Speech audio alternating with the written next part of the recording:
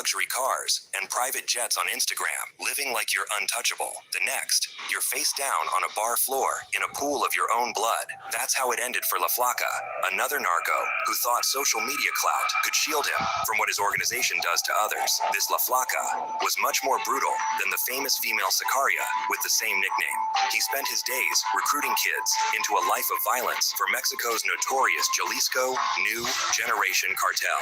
On November 9th, 2024, his flashy lifestyle came to an abrupt end, and this brought a new level of war to central Mexico, challenging the terrifying Sinaloa War in the north. Let's explore the whole story and see what could happen next. These guys do not fuck around, man. Los Cantaritos, when death walked through the door. It was a typical Friday night in November 2024. Young couples dancing, friends celebrating birthdays, tourists soaking in the nightlife of one of Mexico's safest cities. The crowd was too busy living to notice the men in tactical gear slipping through the entrance. The attack took less than 2 minutes. Witnesses say it was violent, but clean. You know you're fucked when a car like that pulls up and a bunch of guys in fucking tactical gear jump out. Like, not a good fucking night. Like, Mexico is so fucking dangerous, man. Like, it's crazy there. The kind of clinical efficiency that comes from killers who've done this many times before. When the gunfire stopped and the smoke cleared, Fernando Gonzalez, better known as La Flaca, one of Mexico's most notorious cartel commanders, lay dead among the other 9 victims. En la noche del 9 de noviembre, ahí entre las 9:30 10 de la noche, es la ubicación donde está este bar donde fue se ocurrió este crimen. Es en una de las calles más concurridas del centro de Querétaro, ¿no? Sin embargo, lo que llama mucho la atención es la facilidad con la que el grupo que perpetró este homicidio. La facilidad con la que llegan, con la que se bajan, realizan la masacre y se retiran del lugar. Before bullets cut his life short, at 31, La Flaca had already climbed to the top ranks of the world's deadliest cartel. As El Mencho's commander in Querétaro, he turned a peaceful colonial city into his personal hunting ground. His job? Build an army. His targets? Teenagers and young men who dreamed of fast money and faster cars. Este joven, pues ahora ex-ICAP, es miembro del cártel Jalisco Nueva Generación que opera ahí en el estado de Querétaro, pues era un joven que según lo que se ha hablado, se ha investigado, pues una de sus principales actividades era la de reclutar a otros jóvenes, adolescentes jóvenes para diversas actividades dentro del cártel en esa zona del país. While his boss, El Mencho, stayed in the shadows, La Flaca chose the spotlight.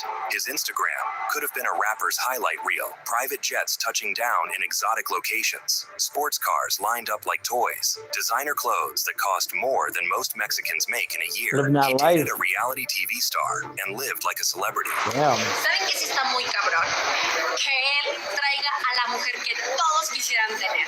But the source of his wealth wasn't record deals or business ventures. It was human suffering. Under La Flaca's watch, Querétaro's peaceful streets ran red. The city had been a rare safe haven. Put a 1 in the chat if anybody can hear me. Known for its pristine colonial architecture and tourism. He changed all that. His war against the Santa Rosa de Lima cartel turned neighborhoods into battlegrounds. The prize was CJNG's control of the lucrative fuel theft business. Yeah, fuel theft has become one of the main sources of income for big cartels like the CJNG and Sinaloa. It's midday in Puebla's wholesale market. Our team has gone undercover to film an illegal activity that's costing Mexico billions of dollars. Yeah, they sell a lot of fucking oil on the streets and shit like that. I know that for a fact because when I was down there in Mexico, we seen some people selling some fucking oil and shit on the side of the road. It was fucking crazy, man. Among the goods for sale here, stolen fuel. There must be around 800 liters of stolen oil here, and this vehicle clearly has been stolen. El Mencho has been building an oil empire for years, and his sicarios have been infiltrating the Mexican army so they could act with impunity. Now, there's a whole war going on in the oil-rich parts of Mexico as the military is trying to stop the thefts, but the corrupt parts of the military are working against them. And the everyday workers in oil refineries live in fear for their lives on a daily basis. The risk is pretty clear. You either cooperate or you suffer the consequences. The cliche is plata o plomo. That's a saying coined by Pablo Escobar back in the 1980s. Silver or lead. In other words, officers or workers can accept his bribe or his bullet. They choose. Unfortunately, this method is still being used today by many cartels. And many men get corrupted into this line of work, as the promise of quick cash is tempting.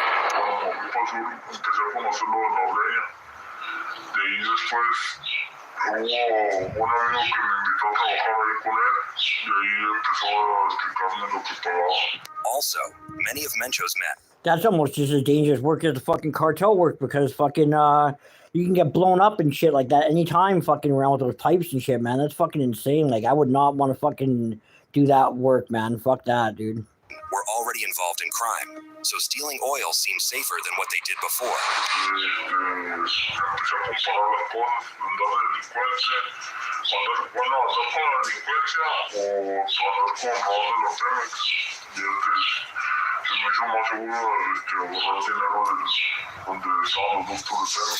But this so-called line of work is costing lives and destroying Mexico's infrastructure. Not to say, every now and then, the war leads to unspeakable accidents, such as this. 30 people and 115 homes were turned to ashes when a refinery exploded during an armed conflict. Every time Mencho finds a new way to make money, thousands die and countless others live in constant fear. Now, families in Querétaro started getting ransom calls for kidnapped loved ones. Shop owners found extortion notes under their doors. Everything that produces money, they're going to be interested in. They're going to scare those people. They're going to take the lands, their houses, everything they own. Bodies appeared on street corners, each one carrying a message: defy La Flaca, and you're next. But what made La Flaca truly dangerous wasn't just his local power, it was his international network. He built connections with criminal groups from Guatemala to Colombia, including the notorious Caibiles. These weren't ordinary soldiers. They were elite Guatemalan special forces who went rogue, bringing military precision to cartel violence. Es conocido que también ciertas fuerzas federales, diferentes fuerzas federales. If anybody's in here, can they say something in the chat so I can see? Que son de las fuerzas federales vienen a México a entregar a integrantes del crimen organizado. Entonces no se puede descartar vínculos con otros países, sobre todo como con Colombia, con Guatemala, que son relativamente cerca a la vecindad con ellos. Through these alliances, La Flaca helped CJNG transform from a local gang into what U.S. officials now call a global criminal empire, more dangerous than even ISIS in its brutality. The CJNG is one of the most powerful and dangerous criminal organizations in Mexico, characterized by a business model of extreme violence and trafficking in the most deadly of substances. La Flaca's Instagram might have shown the glamour, but it didn't show the truth. The teenagers forced to become killers. The families destroyed by violence. The communities living in terror. Every private jet photo was paid for in blood. Every luxury car came at the cost of human lives. This was La Flaca's real legacy, not as a social media star, but as a key architect of Mexico's newest nightmare. To understand La Flaca's story, you need to understand the monster who created him, Nemesio Oseguera Cervantes, or El Mencho, a poor avocado farmer's son who dropped out of school in 5th grade. He crossed into California in the 1980s, dreaming of something bigger. What he found was the drug trade and a prison cell. But those 3 years in a Texas prison didn't reform him. They transformed him into something worse. Relaja tus partidas, si no te voy a partir tu madre, tía, toda tu bola de perros. Te tengo identificado 30 güeyes. Hasta tus perros te voy a matar si no te relajas, güey. ¿Cómo ves? While other cartel bosses, like El Chapo, played at being Robin Hood figures, throwing money at crowds, and building schools, El Mencho chose a different path. He rules through pure psychological warfare. To others, he considers traitors. He just sends public warnings like these. Tú ya sabes con quién traes la bronca.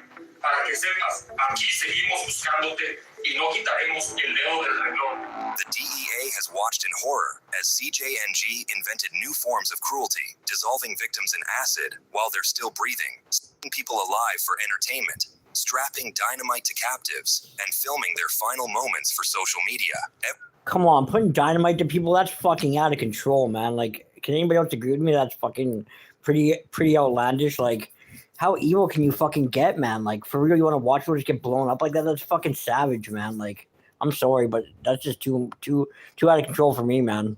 Every act of brutality serves a purpose in El Mencho's master plan. He's turned Mexico's second largest city, Guadalajara, into his fortress. His armies control territory in 28 Mexican states, with soldiers trained by former special forces from around the world. Unlike other cartels focused on the U.S. market, CJNG has gone global, operating on 6 continents. They've built secret labs in the jungle, deployed submarines designed by Russian engineers, and created a distribution network that makes them $50 billion a year, trafficking methamphetamine, cocaine, and fentanyl. But what makes El Mencho truly terrifying isn't just his wealth, estimated at over $1 billion, or his army of 5,000 trained killers. It's his ability to stay invisible while projecting terror everywhere. Only a handful of photos of him exist. He lives modestly compared to other cartel bosses, moving between mountain hideouts, protected by elite mercenaries and corrupt officials. As one DEA agent who spent years hunting him says, over 25 years of working in Mexico, you'd run into guys who had met Chapo, who would talk about him. But with Mencho, you don't hear that.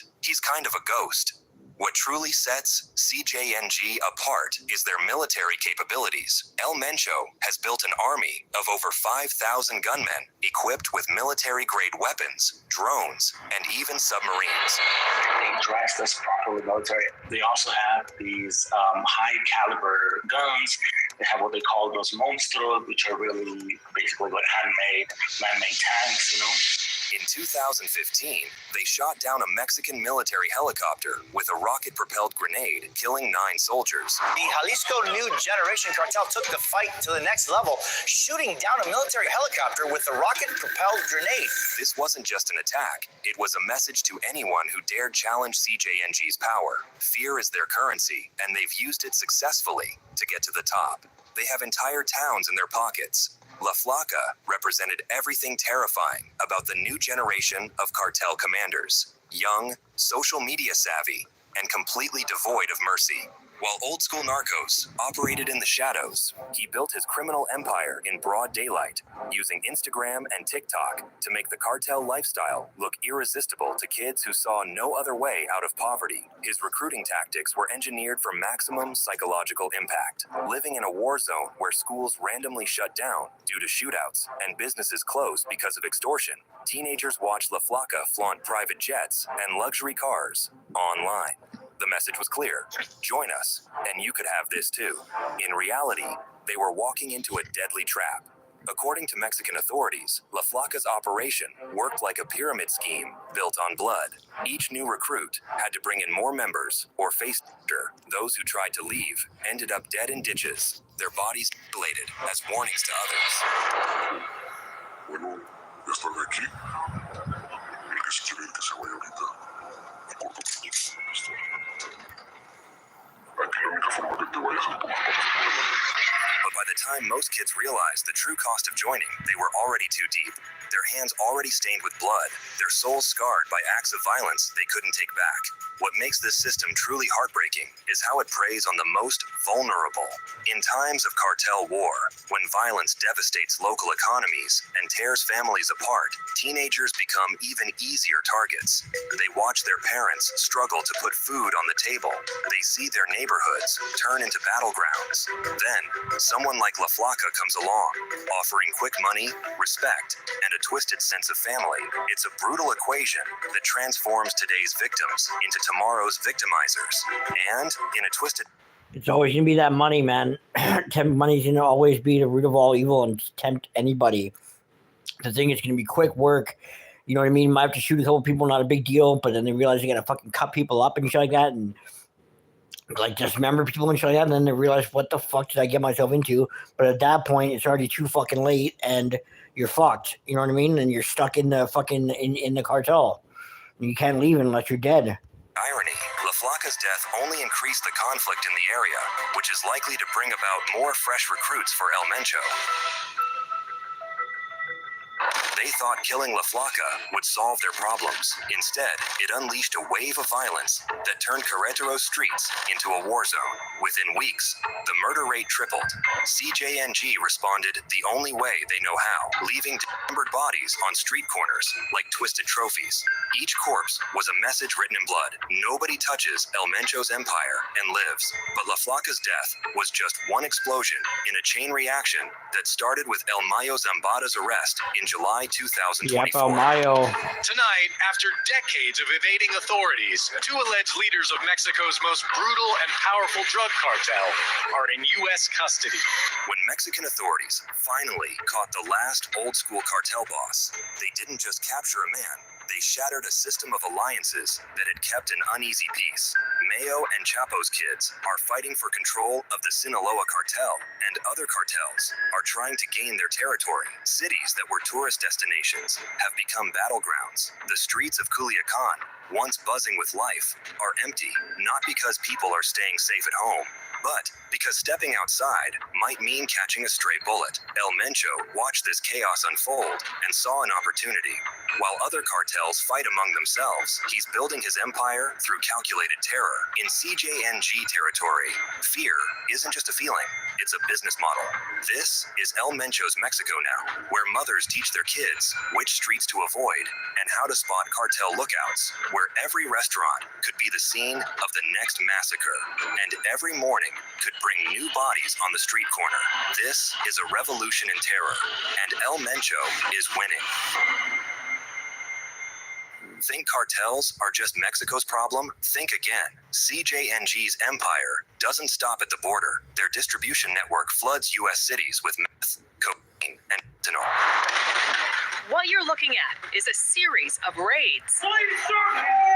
Their money moves through American banks. Their soldiers live in American neighborhoods, hidden in plain sight. And now, they're recruiting kids and teens from American cities too. DEA saying nearly 130 investigations are linked to social media platforms like Snapchat, where buying drugs is as easy as sending the right emoji to a so-called plug, a dealer who finds customers on these apps. Just last November, U.S. authorities found El Mencho's own son-in-law living the high life in California. He'd faked his own death in Mexico and moved to the States, living under a fake name while running cartel operations. Even more terrifying, CJNG is now targeting American law enforcement, authorizing drone strikes against border agents on U.S. soil. This isn't some foreign threat anymore. It's in our backyard. That's why the U.S. government just raised the bounty on El Mencho to $15 million. For the first time, cartel kingpin El Mencho tonight is a $15 million man. That is the U.S. government reward just increased and placed on the head of Ruben Oseguera Cervantes. But here's the brutal truth. Even catching him won't be enough. La Flaca's story proves that CJNG is bigger than any single boss. They've built a machine that turns poverty into profit, corruption into power, and American drug money into an endless cycle of violence. You can't solve this with bullets alone. Not while poverty keeps pushing kids into cartel recruitment. Not while corruption keeps and definitely not while American demand keeps pumping billions into cartel coffers. Yep. Until we attack these root causes, there will always be another La Flaca ready to step up, another teenager ready to kill for cartel cash, another community living in terror. Meanwhile, the bodies keep piling up. Since La Flaca's execution, dozens more have died in Querétaro alone. Every day brings new victims, new orphans, new refugees fleeing cartel violence. For those trapped in this nightmare, peace feels like a distant dream. The war that started with El Mayo's arrest rages in northern Mexico, with El Chapo's sons fighting for control of Sinaloa. The war sparked by La Flaca's death burns through central Mexico, with CJNG hunting down rivals, street by street. But what happens when these wars collide? When El Mencho's armies push north into Sinaloa territory? When desperate rivals join forces against him? History tells us one brutal truth. In Mexico's cartel wars, victory only breeds more violence. The winner gets more territory, more enemies, more reasons to kill. And somewhere in the mountains, surrounded by an army of killers, El Mencho watches it all burn, knowing that every act of violence makes him stronger. Every body on the street corner spreads more fear. Every war brings him closer to total control. Hey, thanks for watching. What do you think will happen as these separate wars spread throughout Mexico? And is there... Let me know what you guys think about the shit in the comments. What do you think about El Mayo and El Mencho and all this shit like that? This shit's about to get big, man. I'm telling you, this is going to be a big war. There already is a war between the CJNG and Sinaloa, but I'm pretty sure shit's about to get real fucking crazy pretty quick here. All right, guys, leave a comment. Let me know what's up. Thanks. Like the video.